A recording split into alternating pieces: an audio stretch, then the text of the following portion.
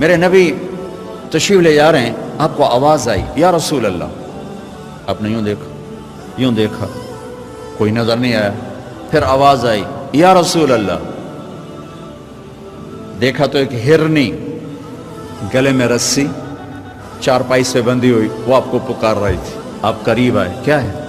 کہ آپ کا صحابی مجھے پکڑ کے لایا ہے، میں اللہ کی تقدیر پہ راضی ہوں، مطلب ذبح کی جاؤں، لیکن میرے چھوٹے چھوٹے بچے ہیں وہ بھوکے ہیں، اگر آپ مجھے چھوڑ دیں میں ان کو دودھ پلا کے واپس آ جاؤں گی۔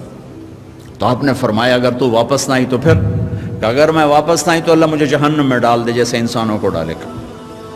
تو آپ نے اس کی رسی کھول دی اور وہیں بیٹھ گئے، اس نے دوڑ لگائی اور پہاڑوں میں غائب ہو گئی۔ دیر گزر گئی تو آپ نے دیکھا وہ پہاڑ سے اتر رہی تھی اور آ کر کہا یا رسول اللہ میں حاضر ہوں۔ اللہ اکبر، اسے خبر ہے میں کیوں حاضر ہوں۔ یہ ہمارے فیصل آباد کا بازار والا 10 روپے کے پیچھے وہ جھوٹ بولتا ہے کہ زمین آسمان کانپ اٹھتے ہیں۔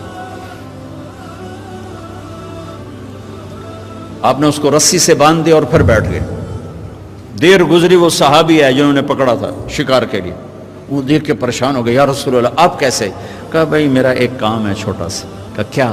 کہ یہ ہرنی میں ہدیہ مانگتا ہوں آپ سے۔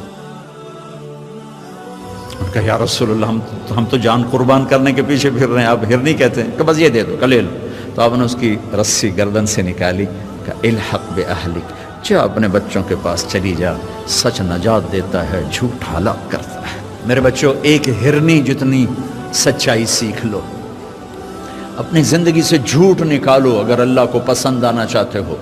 نہ تہجد پڑھو، نہ اشراق پڑھو، نہ اوابین پڑھو، فرض نماز کا تو معافی کوئی نہیں، اس کی تو معافی کوئی نہیں، سچ بولو۔ فرض روزے کی معافی کوئی نہیں، مت رکھو تم نفلی روزے، مت کرو تم نفلی حج۔ فرض حج ہے کرو، فرض زکوٰۃ ہے ادا کرو، فرض نماز ہے نہیں چھوڑ سکتے۔ سچ نہ چھوڑو، سچائی نہ چھوڑو۔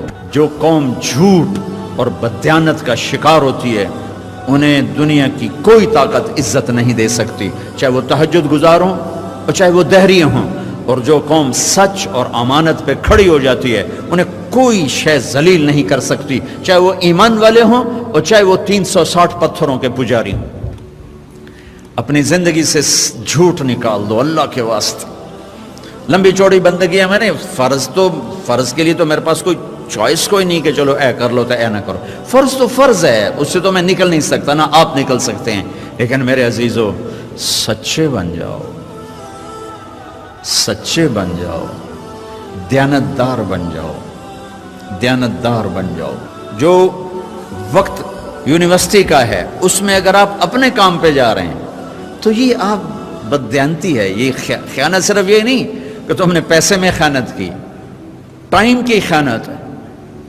یونیورسٹی کے ٹائم میں پروفیسر صاحب اخبار پڑھ رہا ہے، یہ خیانت ہے اس وقت کے ساتھ جس کی گورنمنٹ اس کو تنخواہ دے رہی۔ یونیورسٹی کے ٹائم میں وہ حاضریاں لگا کے اور اپنے کام کو جا رہا ہے، یہ خیانت ہے اس ٹائم کے ساتھ جس کی وہ تنخواہ لے رہا ہے۔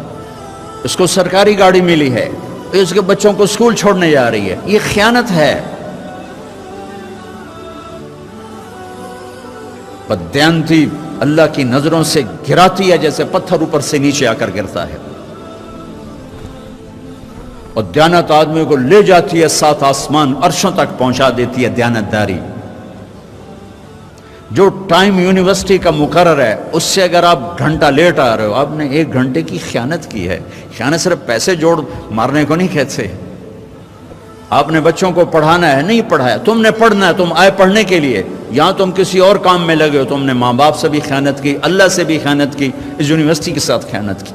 پروفیسر صاحب یونیورسٹی کے ٹائم میں کسی اور کام میں لگا ہوا ہے، یہ خیانت ہے۔